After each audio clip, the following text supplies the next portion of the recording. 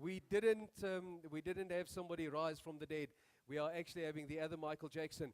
Now, Michael has spoken at over 2,500 conferences, Asia, America, and I know that he flew back from America just to be here, and once he's finished, he's going to go back to America again. So thank you very much for that.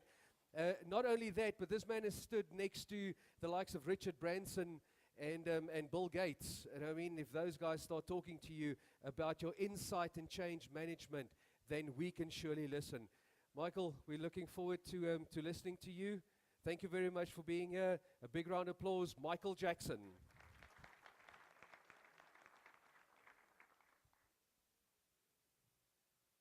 not actually sure whether I should say thank you or not, Johan.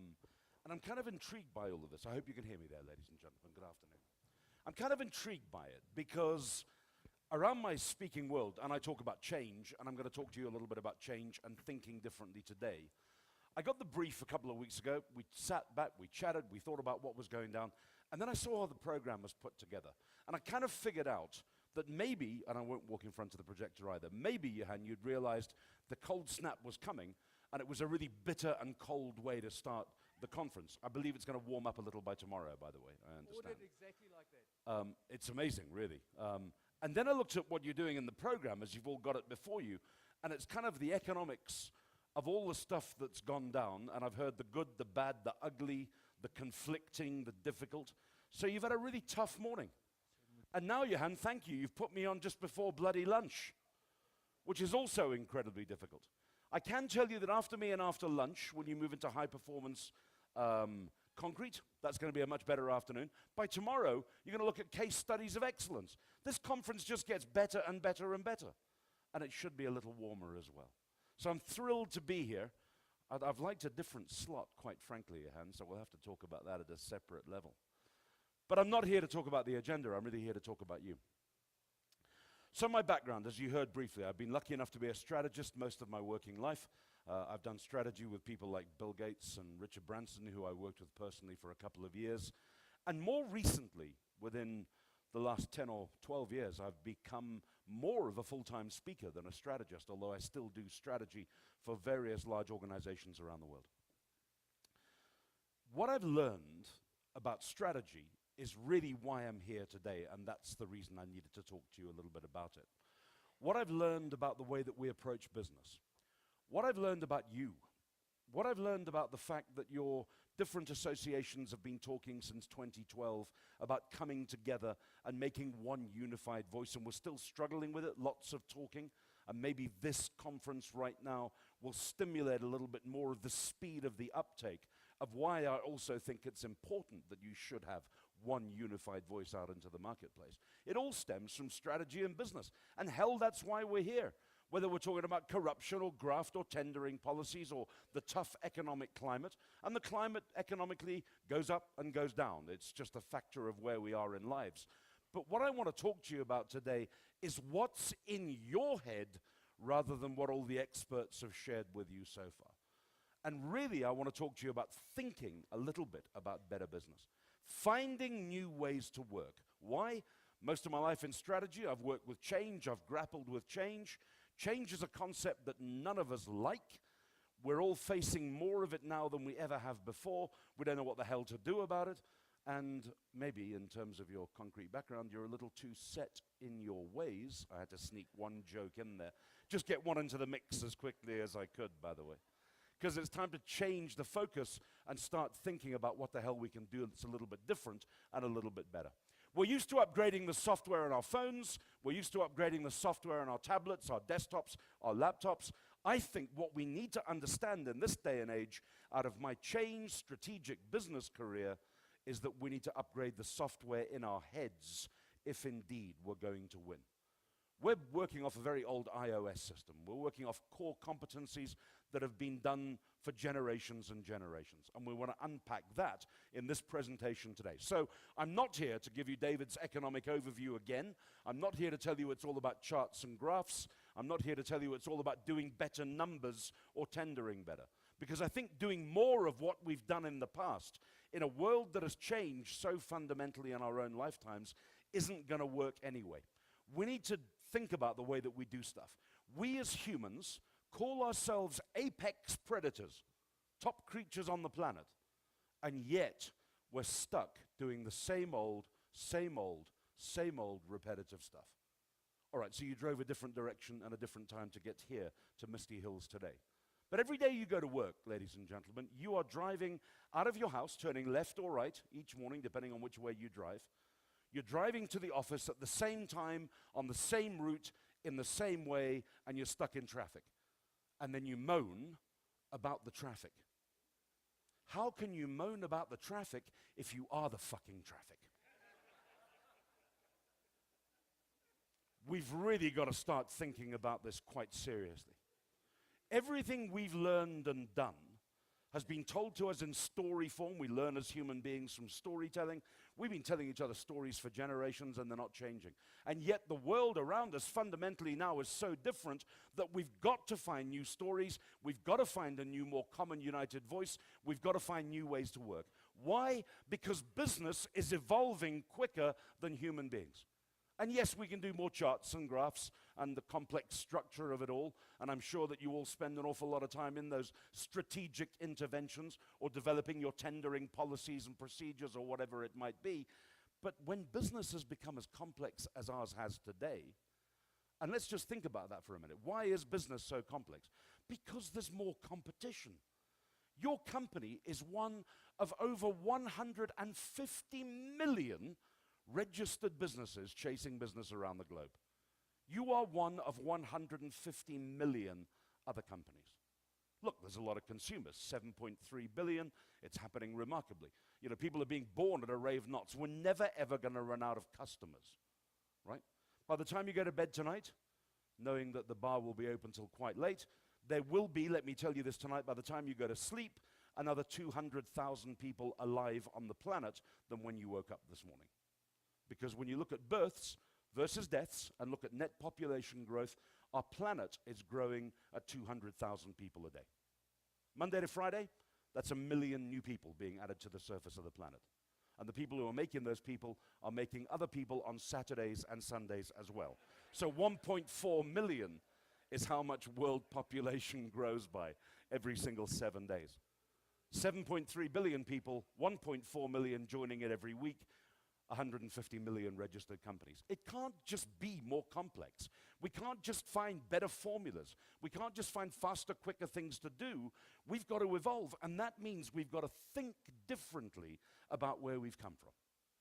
Now let's just understand your business for a minute. Your business, like everybody else's business. Where did the framework of that come from? What were the origins of business? Because we used to have an agricultural world before we developed more as humans and became involved in commerce, industry, retail, all of that stuff. The business world, as it evolved, came about with what we now call, looking back in history terms, the Industrial Revolution. Started in 1760, right? Ran till about 1970. But when the industrial world kicked off, we needed a reference point. Remember I said earlier, we've always told each other stories about where life is and where we're going. And we've learned from previous generations and previous stories. So when we look for an answer, our instinctive belief is to look into the rearview mirror because there must have been something that had happened before. So where did business start? Well, the only thing that you could look at other than agriculture was the military, because we've always fought each other for generations and centuries. So business copied the military platform, which is why you have a company. It is a militaristic term. It is why we have a hierarchy, command and control, top through to bottom. It's why we do strategies, why we have war rooms, why we've got business tactics. Those are all just military terms. That was the only reference point we had for companies. And that worked as we evolved into business very slowly and change wasn't happening terribly quickly. Back in 1760, it was pretty cool. Oh, and by the way, the Industrial Revolution is now said to have ended in 1970 with the birth of PCs, with the birth of personal communications that changed the entire dynamic and connected our world magnificently as a result. But how many of us in this room, how many of your competitors are still running their businesses on old-fashioned Industrial Revolution practices? The Industrial Revolution ended 47 years ago. We're nearly 50 years now into an amazing world which is totally different. And we're sitting here talking about doing more of the same. Can't be right. New formula for success. If you did an MBA, by the way, and you always know when someone's got an MBA. Why? They tell you in the first 30 seconds that they have an MBA. If you did an MBA based on old-fashioned business, let's say up to the end of the 1990s, because it took the Yales and the Harvards and everybody else that does those damn things quite a while to change the industrial revolution mindset. The old formula for success used to be take your past in business, right, as a company, look at your past, modify your behavior marginally to suit a slowly changing world, and boom, you're going to have a really good sense of success and you're likely to win. You've got a great future. That's not what they used to teach at MBA school. Now the formula is somewhat different. Now the formula says for new MBAs, if you go and do one now, they don't care about your past. Your past doesn't matter. I don't care where you've come from. I don't really care much about where you are today. What I want to know is what makes you unique. Now, we all know that as humans, we're individually unique. Leave your fingerprints at the scene of a crime, and even the South African police force can track you down because of that. It's just you, right? So we know what makes us unique. We understand that that identity is out there. But you want to solve your tender query issues. What's making you unique? Because it's less about the numbers and more about trust and communication and value. So thank God you're going to unpack some case studies tomorrow. Thank God you're going to talk about best practices later on this afternoon and advances in new technology. Because if we'd spent the next day and a half talking about nothing but economics, I don't think you'd have gone to the function this evening. You'd have slashed your wrists in your hotel bathroom. But that's not the point of why we're here, and nor should it be by the time we leave. We've got to understand now that the more things change, the faster things change. Now, when I grew up, my parents taught me a different phrase, different version of that. Don't worry, they said to me, and maybe your parents told you much the same thing. Don't worry, they said, Michael, the more things change, the more they'll stay the same. Remember that? Wow. And your parents don't lie to you deliberately, but they lied to us. But it's weird, you see. I've got this fascination for linguistics and looking back at business and trends and language and phraseology. And so when I went back to investigate the origins of that phrase, the more things change, the more they'll stay the same, it wasn't our parents that invented that phrase. They were taught it by their parents, our grandfolks. Now, our grandparents were the first generation of humans, like us, the first generation of humans, our grandparents, to see change happening around them in their own lifetime. And it terrified them. So they invented that phrase, the more things change, the more they'll stay the same. Almost like an anchor that you could throw overboard in some very turbulent waters and hang on to. Don't worry, things are changing, but we'll be okay, it'll stay the same. When you look back at the changes that our grandparents went through on those jerky black and white old photographs and movies, that change seems almost naive to what we're putting up with on a daily basis right now. But it terrified your grandparents at the time. So much so that because parents always want the best for their kids, they taught their kids growing up, who of course became our parents, that self-same phrase. Don't worry, in a world that's starting to change a little bit faster, the more things change, the more they'll stay the same. And our parents, thinking they were good parents, taught us the same. If you've got kids today, teach them the other version. The more things change, the faster things change. Because our world right now, in the last 50 years, has gone through a phenomenal explosion. These are the ingredients of the recipe that cooked that whole overall thing. And you go back to the early 1970s and look at the birth of personal computing. Mobile communications, mobile technologies into the 1980s. Connectivity and Wi-Fi in the 1990s.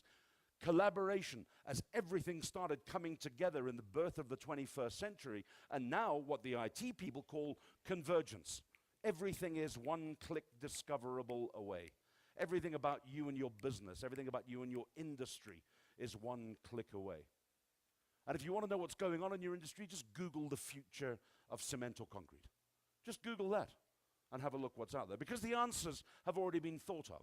Somewhere in all of those 150 million registered businesses are some companies that are winning. And by the way, there are an awful lot of companies who are losing. Go and have a look about what the ones who are winning are saying right now. And we can compare that quite interestingly, because I want to show you some stuff now between the Fortune 500 thinking of the 1950s and the Fortune 500 thinking of today in 2017. So if you go back to when Fortune magazine started publishing Fortune and the Fortune 500 list, the biggest 500 companies in the world, if you go back and look at that first edition from 1952, what you'll learn, if you shred it, dice it, research it, put it together, save yourself the big data job, I've done it for you, is what the CEOs thought about at the time and worried about is on the left. And if you do the same thing in 2017, what the current Fortune 500 is on the right. So in the 1950s, they were very worried about capital and labor. Today, the top companies in the world are a lot more worried about skills and knowledge and a lot more focused on that. A lot more decentralized, away from the old-fashioned hierarchical command and control. Flattening out the organization. Call it decentralization, if you will. Or moving to networks rather than the advent of bureaucracy. I mean, I could tell you stories about bureaucracy all day. You know how much of it exists in your own business. The more successful your company became, the more you ended up doing like the layers of an onion. The business of the business, not the real business that you'd started it for in the first instance. And a couple of years ago, in the midst of all this change, one of the Fortune 500 CEOs, a lady called Mary Barra, who inherited the title of CEO of General Motors in the States a few years back. And she was heralded at the time like it's important as the first female leader of a major automotive company. That's not news anymore. The fact that she was the new CEO is much more important that she was either a female or a male, because things are level in terms of the outside playing fields. But Mary Barra was appointed as the CEO of an ailing, really struggling, once proud, massive organization in terms of General Motors. She was called in to be unveiled in front of the press behind a lectern like this one, in a room not too dissimilar to this, with all the world's press and the senior GM executives gathered by. She walked in through the front. The MC stood there. Ladies and gentlemen, please welcome our new CEO, Mary Barra. Everybody applauded. She walked up here, and she had this sheaf of papers under her arm. And you know what was intriguing about that is that everyone in the audience, even the press, were like, oh, fuck. She's going to read us a document. Somebody tell politicians when they read to us, people fall asleep. You were taught that by your parents who read to you when you were 3 or 4 years old. We've been doing it ever since. We're creatures of habit. So you could see people groaning about the thought that she was going to come up, and she walked over to the podium and tapped, even the worst sign, tapped these sheets of paper and lay them down and introduced herself, but said this. I'm proud to be the new CEO of GM and all that kind of stuff. She said, but with this, what I need to share with you is that I wanted this press conference today because I've just had to spend a week in the induction program of my company, like every new GM employee does. And she said, I brought with me a piece of the induction manual, in fact, 18 pages of it, that I'd like to use by way of introducing my change policy here at GM. She said, these 18 pages, tapping them again here on the lectern, are our dress code policy. 18 pages. HR must have slaved over that shit for years, finally crafting and tuning the stuff that was in there. She threw the papers up and said, my first act as CEO of this company is to say we're changing the dress code policy. 18 pages, as they fluttered to the floor, she said, have become 2 words. Our new dress code policy is now 2 words. Dress appropriately. Wow. That's the kind of change we've got to think of here. Not the old-fashioned hierarchy, more alliances and partnerships, which is partly the reason why you're here. It's not a mechanical world anymore, it's a digital world. We're not looking for standards, we're looking for customizable, unique solutions based off a set of non-negotiable common standards. But what makes you unique over and above that? And when I talk about change and you think about the rate of it, I heard this quote probably about 10 months ago now from the senior vice president of marketing at Google. And if you ever wanted to encapsulate change in one sentence, it was this. Innovation, he said, that used to take a generation is now happening in weeks or months. Think about the enormity of that. Think about the struggle you've had in innovating your own arena from all the various disciplines and associations to come together as one single unique identifying voice. Look at the length of time that it's taken us to deal with the bureaucracy. You've talked about this since 2012. It's 2018 in a few weeks' time.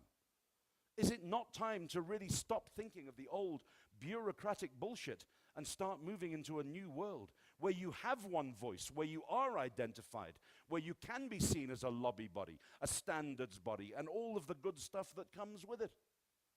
I know that's what winners are out there doing at the moment. And I know there have been a lot of losers who refuse to change, because if you go back and look at that Fortune 500 in the 1950s, 88% of the once biggest 500 companies in the world are out of business today. They only share two things in common today. One of them, all of them have the same headquarters, Jurassic Park. The second is the reason they went out of business. They refused to change. And we're living in a world of almost constant change now. We're living in a world where the more things change, the faster things change. And while we're looking for new ideas, new ingenuity, new imagination, we need to find your uniqueness. What sets you apart from everything else? Where is your concrete fingerprint? The only thing that's remained unique since the 1960s is probably Buzz Aldrin's footprint on the soil of the lunar surface. And you know, back then, oh man, when NASA put man on the moon 48 years ago for the first time, it was a world-beating engineering feat. Stopped everything, stopped everybody. But it's changed a lot since. A couple of nights ago, SpaceX, the private company, delivered supplies to the latest astronauts up in the sky. Not NASA. Private company now. Things are totally different. And when you look at the recipe that we need to work out for change, maybe it's these 5 things. Because again, if you look into the winners of the Fortune 500 today, not from the 1950s, I see lots of you taking pictures of slides. All of these will be made available to you as well, by the way. So Johan will share those with you after the conference if you'd like to have them. All of the Fortune 500 CEOs are working on these 5 recipe ingredients right now. They're saying for themselves that literally what they've put together is they've worked on work that is project-driven.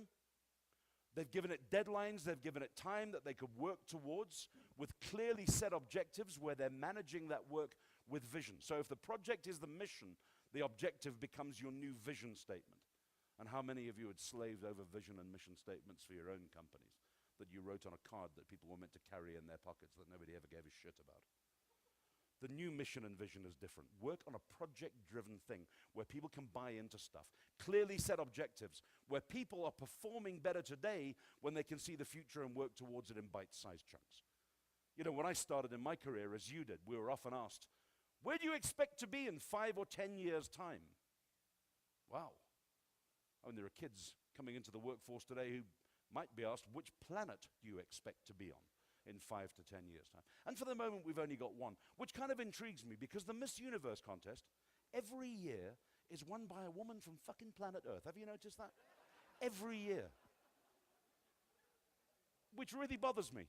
I mean, she's pretty enough. But it's kind of odd when you think about it.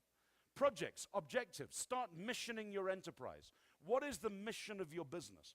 Does everybody in your organization understand clearly in bite-sized chunks true value, true process, true purpose of what it is that you're moving towards? Because this is what Fortune 500 CEOs are trying to do. They're driving a new vision of transparency. We live in an information always-on era. You know, the world right now is one-click discovery. Everything that you need to know, even about the future of your industry, is already on Google.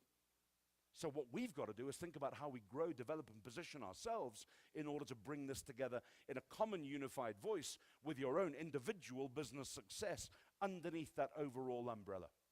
We need to be better connected because the world is better connected.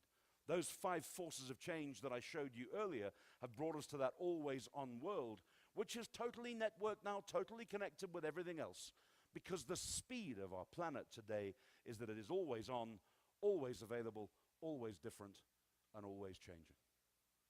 I mean, it's weird. I was sitting at the back for a couple of hours when I arrived this morning watching the earlier presenters and the panel discussion and looking at how many of you were touching your phones and getting on Facebook. And maybe you were tweeting this event. That's a cool thing. I didn't ask you to turn your phones off. I hope you didn't at the beginning. But you know that we're on our smartphone now, living in a different world, apparently 3.2 hours a day. 3 hours, 20 minutes a day. We're on our smartphone in a different world, the world of Facebook, Twitter, somewhere else. But the problem is that the other 21 hours and 40 minutes were in or 20 hours and 40 minutes were in the same bloody world, doing the same old things. We've got to realize that difference is the new mantra. Working in teams, working together with a unified voice, with real collaborative stuff, with absolute transparency on clearly different projects that people can understand and see in bite-sized chunks. That's what the Fortune 500 teams leaders today are driving and doing. And yet we seem still to struggle to understand this. Why? Upgrade the software. We don't know much about the human brain yet. I'm fascinated not only by language, I'm fascinated by what this organ does inside of our heads. It is the apex organ inside the apex predator. Because if I fall over and have a cardiac arrest on the stage now, which is not part of the presentation, if I do that, please, God, someone call 911 or whatever it is, right? But if I fall over and have a cardiac arrest and my heart stops, I'm not dead until later my brain stops. Brain death is absolute death for humans.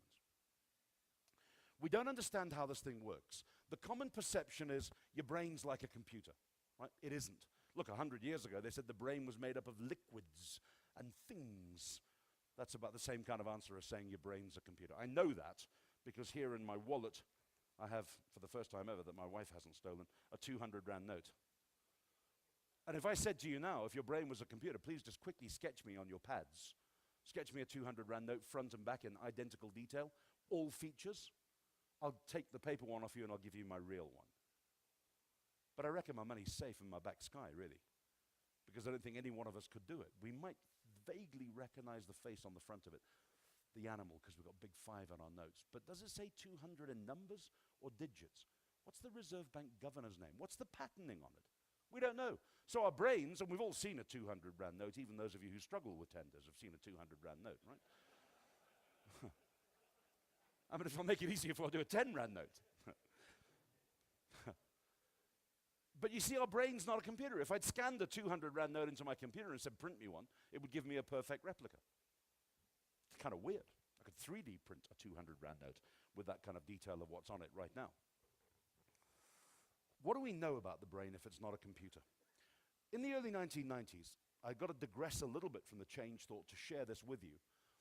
We cracked something with technology and the drive and the understanding towards the human brain that not only spawned a multi-billion-dollar industry, but started to get an understanding for us looking at people why we operate the way that we operate. And in the early 1990s, effectively, we cracked the brain's iOS, the internal operating system. Now, I'm talking about updating the software, but before we do that, I've got to show you the iOS. And I'll share with you in a moment what this multi-billion-dollar industry was. But firstly, how our brain works. The code, the core functioning. Your brain is designed to keep you alive because otherwise it dies. Its primary function is not to allow you or any part of this body that it drives, not allowing you to put yourself at risk.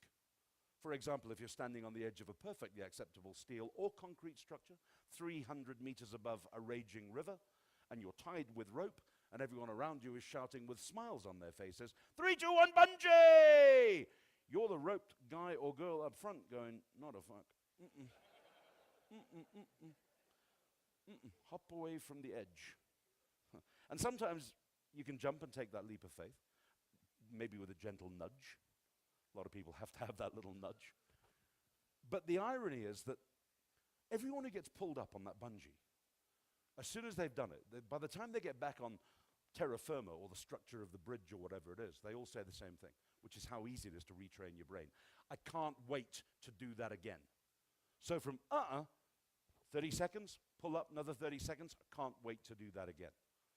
Our brain is incredibly powerful and we have a superb ability to retrain it. But for the most part, we allow it to dominate. And here's the core operating principles that it works on. The reason you got out of bed this morning and drove to Misty Hills. You have to believe that the world is predictable and orderly. That when you're driving through a green robot, somebody parallel to you, across to you, is stopping at a red one. If you didn't believe that the world was predictable and orderly, you wouldn't have thrown back the duvet this morning. The second assumption that our brains make to get us out of bed and help us function is once we know the world is largely going to be predictable and orderly, is we have to believe that people are inherently good.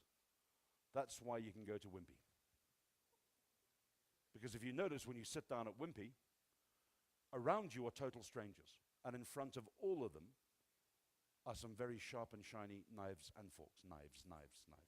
But you've never had to think about this before because your brain drives it. You've never sat in a Wimpy and wondered, man, is the person at the next table going to come in and stab me for no apparent reason with a knife that Wimpy so conveniently provided, right? Because people are inherently good. 99.9% of the world is predictable and orderly. 99% of people are inherently good. And when we've got those two things, we're now climbing out of bed because we're feeling okay. And our third operating system in our brains is this, that I'm okay too. I'm a good owner. I'm a good worker. I'm a good mom. I'm a good dad. I'm a good lover. I'm a good parent, whatever it is. World's okay. People are okay. I'm generally okay. And the fourth of the iOS coding that comes into play then is the final one that says this. So it's not going to happen to me. That's how your brain operates and views absolutely everything going on around it. When it's seen something that's different or out of the ordinary, a bungee jump, something new that we've got to learn, a new way of approach, your word prefers words like tried, tested, secure, regular, ordinary, repetitive. Those words are like porn to your brain. It does not want you to put it at risk. Stay with what you know. Stick to the knitting.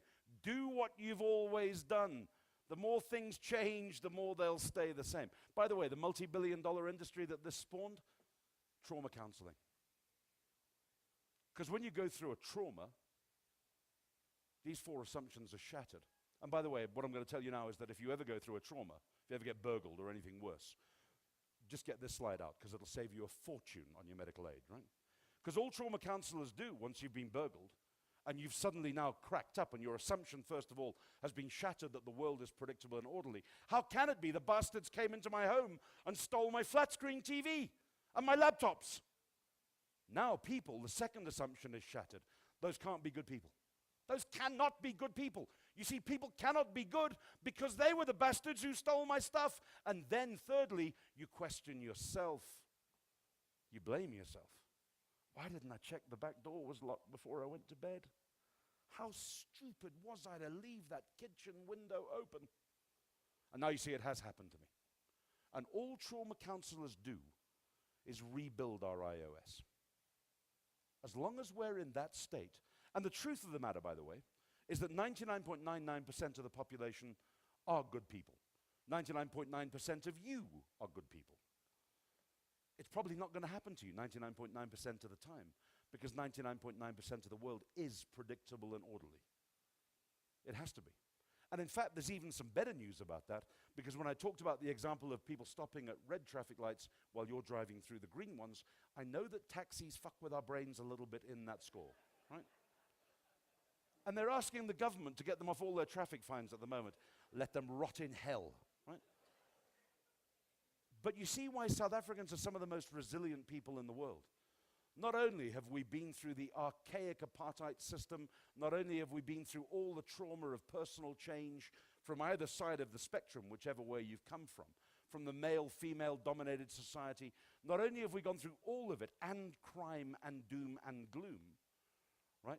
We're more resiliently sought out by people in other countries because taxis do drive through our intersections. Because it's not an earthquake when that happens. It's not quite the bungee. We've learned to cope. We're nimble on our feet. We're quick in a world that's kind of shaking like the earth tremor, not an earthquake. And because we're more tolerant of it and more resistant to it, we've become more resilient as people. So there's a plus sign. So you've never heard anyone say anything good about the taxi industry before. That'll probably be the last time you'll ever hear anyone say anything good about the taxi industry. They've made you more resilient. But it's kind of intriguing. Because if 99.9% is cool, why do we focus on the 0.1%? Which the media does, which the newspapers do, which everybody's into, because your brain wants you to believe bad news more than it wants you to believe good news. We blow all of this out of all proportion. 0.1 of every 100 people is a bad person. Sure, there's 7.3 billion people on the world, so there's a lot more criminals even at 0.1 than your parents had when they were alive, or your grandparents certainly had when they were dominant in the economy. But it's still 0.1%. And we're focusing on that because your brain says to you, whoa, stick with what you know. Do you see how that can affect us in a business sense as well? I mean, when you interpret this now into our own beliefs and you think about what our brain does to us, your brain's your own worst enemy, and you brought it with you this morning, which is kind of bizarre when you think about it. It's not about competitive people in your industry. It's about what's going on in your own head. You believe information that matches your own beliefs. Your brain doesn't want you to think. You go on Google to search for something. There's always 20 things on Google on the first page. The one that looks like the answer you were looking for, that's the right one. The other 19 is shit. We believe information that matches our own beliefs. We become a self-fulfilling prophecy. We agree with people who agree with us. We even have a word for them that Mark Zuckerberg stole. We call those people friends. You people over here who agree with me, you're my friends. You people over there who don't agree with me, you're not my friends. We just classify everything, man. It is absolutely ridiculous. We worry about stuff that we can't control because your brain doesn't want you to take that leap of faith. Stick to the tried, the tested, the knitting, the ordinary, the stuff you've done every day. So you worry about stuff that we can't control. Don't worry about controlling the tendering process. Worry about winning it with your own set of uniqueness. Don't worry about a declining economy because there'll still be a Fortune 500. We do some strange stuff, man. We trust memories over facts. If you have kids, you lied to your own children. You lied to your own kids. And I'm sorry to confront you with it just before lunch on this cold, wintry day. But you told your kids, school days will be the happiest days of your life. School was shit. You hated it. But you've lied to your own kids. Because somewhere we got this vague memory of a teacher that we once liked, or a school trip, or a subject, or something. And that was it. Happiest days of my life. Bollocks. It was horrendous. We think the past influences our future. The past has gone forever. The present doesn't last as long as you'd like it to because, hey, the future just arrived. Somebody tell our politicians, there's nothing we can do about the past. There's plenty we can do about the future. And that's where we should be focusing our efforts. It's stereotypical thinking that we've got. Because your brain doesn't want to stretch yourself. Your brain doesn't want to include diversity. Because we put people into stereotype groups. It's not my fault, it's those people's fault. It's the blacks. No, it's not. It's the government. No, it's not. It's the whites. No, it's not. It's the colored. No, it's the lesbians. We'll blame anything apart from ourselves. Because we put it into stereotypical thinking on our own regard. We see what we want to see. We suffer from observational selectivity. We only see what we want to see. Wow. And we're missing about 99.9% of the other stuff because of it. Bad news over good. I've talked about the media already. You're taught to fit in, conform, stay safe, secure, tried, tested, says your brain. Fit in, don't stand out. We're not born with that. Our brain evolves with this. Because the world is quite a complex place. But when you're 7 and going to junior school, and the teacher in the class says, who wants to be in the school play? How many hands go up? All of them, right? Your kids come home from school and they go, I'm in the school play. And as a parent, you go, fantastic. What are you? And they go, I'm a tree. I'm going to stand, don't laugh, you went and videoed that shit. I'm going to stand on stage and rustle my leaves. The reason that your kid was a tree, if they weren't lead actor or actress, is most plays don't have a class full of kids in their cast of characters, so they've got to invent shit. There was one on Facebook the other day, my best ever. There was a guy rolled up in, what do they call it, AstroTurf. He was a kid rolled up in AstroTurf on the head. He was grass in the school play, and his parents were taking photos. Unbelievable. We're taught to fit in by the time you go to senior school. Who wants to be in the school play, says the teacher. Ah, no, just that chick from Creosote at the back there with the purple hair. Just her. Just her. That odd one over there.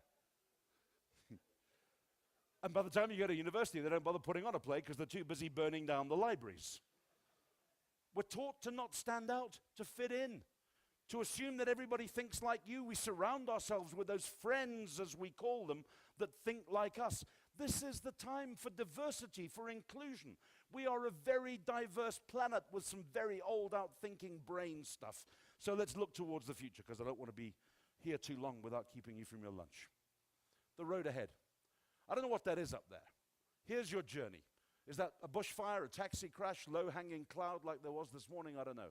But this is your future, coming at you even quicker than you expected, and there are no road signs here anywhere to give you a sense of guidance. So we need to look through the front windscreen, not into the rear view mirror, because that's where we normally go with everything, not just driving. We look backwards for an answer. And in a world that has changed as fundamentally as ours, there are no more answers from back there. There are new answers, new uniquenesses, new stuff, new road signs that we need to have guiding us. And by way of wrapping this up and giving you something to think about, I reckon they should stick these 3 signs on the K53, because this is the business K53. New road signs, new guidelines for what we need to be aware of. We should simplify, we should smarten up, and we should be a lot more specialist at what it is that we do.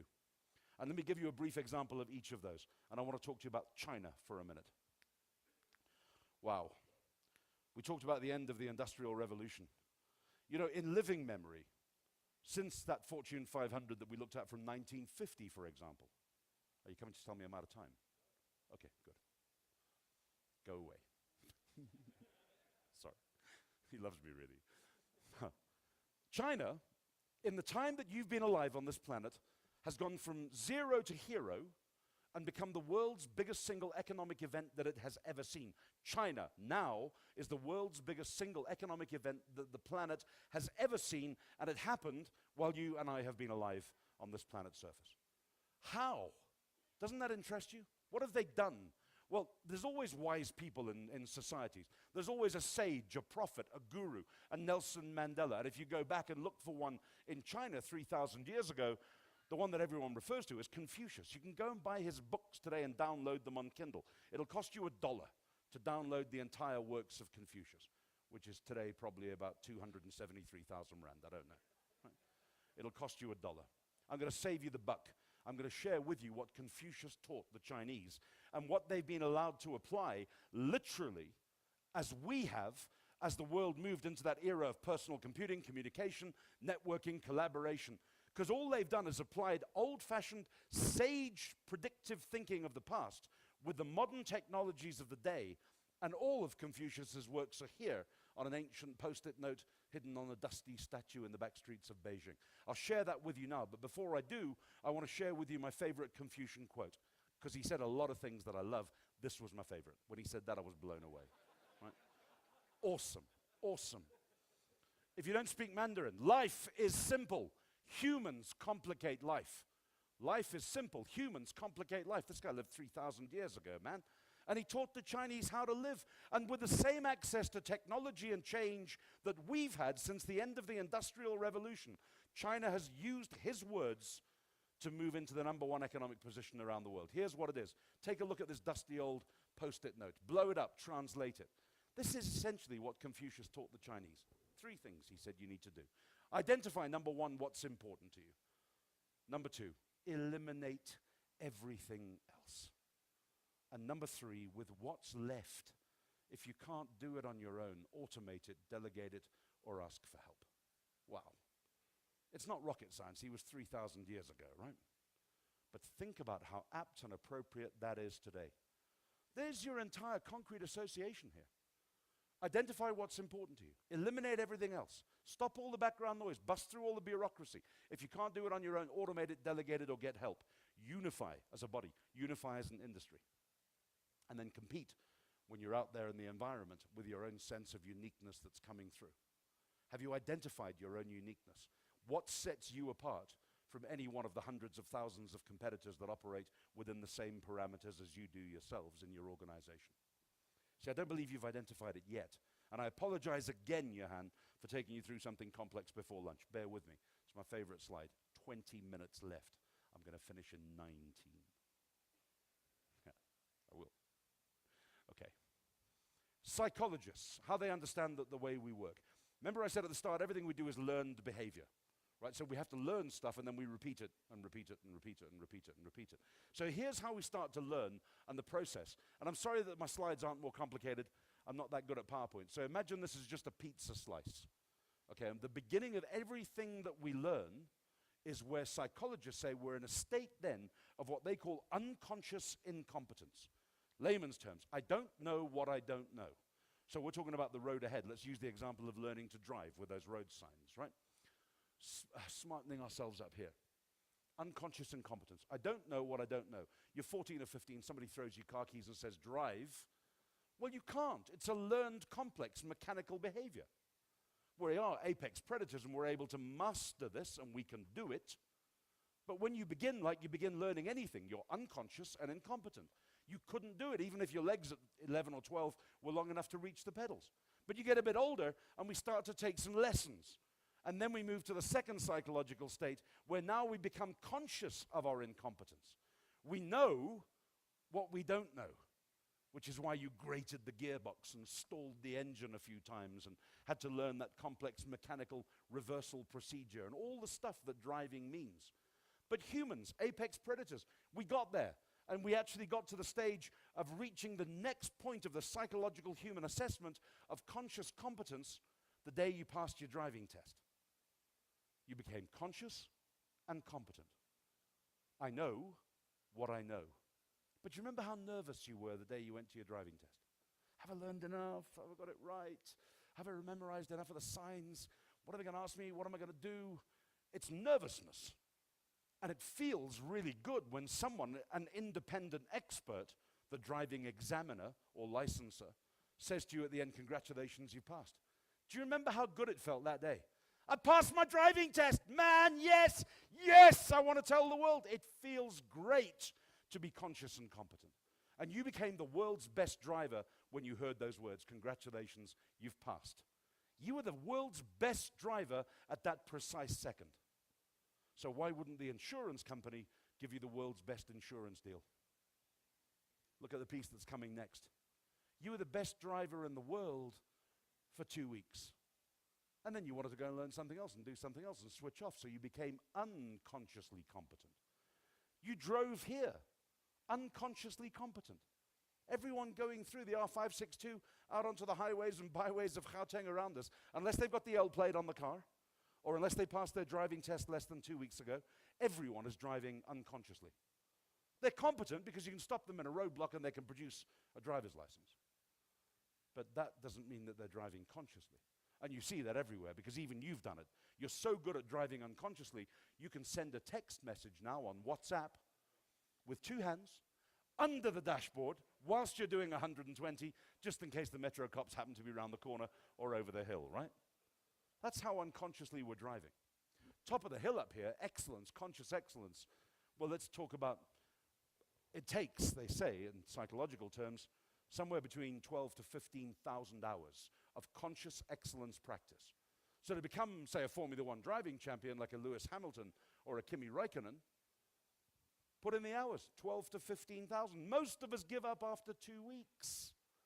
99.99999% of us give up after 2 weeks. But it's not just driving, it's everything that we go through. And we've got to realize now, if indeed we are going to identify what's important, eliminate everything else, and with what's left, if we can't do it on our own, automate it, delegate it, or build it, we've got to start thinking about the fact that maybe you are the best at what you are in your industry. You are the best musician around. You're the best piano player, the best drummer, the best guitarist, the best vuvuzela blower. But you'll know, even as a solo performer, that you're the best at whatever you're good at, that nothing sounds as good musically until you bring it together as an orchestral leader. You need to unite this industry like an orchestral leader, and you need to unite your organization through a continuous strategy of learning, tuning, and participation. Involvement, participation. These are not just buzzwords of some NDP plan somewhere. It's the real reason that we've got to start moving forward. We simply have to transform, and we have to change. But don't just think about race. Think about full inclusion. Don't just think about giving up. Think about growth. Because your brain will put you into that automatic negative position of where we've always been. We've got to start thinking about this stuff differently. Because if you're going to move this industry forward, and look at the numbers that were talked about this morning, it's huge, and it's going to get bigger. But the future's not just going to happen. We have to engineer our destiny. We've got to make this happen. You need a unified voice. Not individual things doing different things at different levels that fragments everything. You need a common unified voice. Get behind this initiative and start doing something. You've talked about it since 2012. It's long enough. Come together and build your own unified voice within that for your own business, displaying your own uniqueness. You see, our world, the pace of change, the more things change, the faster they change. It's getting quicker. There's no going back. We're only in second gear. We're in kind of coasting in neutral, even if you're not in reverse, because it could be a tough economic climate out there. But there will still be a Fortune 500. Which side of that scale do you want to be on? We've got to up our game. Because let me show you what 2018 looks like. A world that's even more convenient.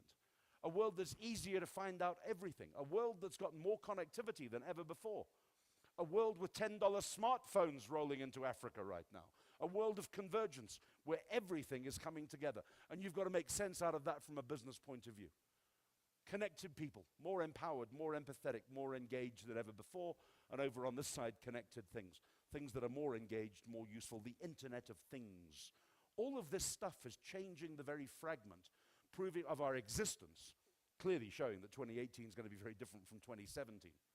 And most of us are struggling to change in 2017. It's going to get harder. We need to wake up. We need to engage. We need to think about building better business. Because it isn't just going to happen anymore. It got a whole lot harder, a whole lot more complex. And really, if you do want to put yourself in the mix, had to throw that one in just as the end there. We've got to approach this differently. Because the way we've done it up till now has not been good enough. I need you to think better business, ladies and gentlemen. Think about simplifying, smartening up, and specializing your own operation. And think about being a part of an initiative that helps simplify, smarten up, and show this industry as being a lot more specialist at the back end as well. Whew. I think it's lunchtime. Thank you very much indeed. It's been a pleasure being with you. Thank you.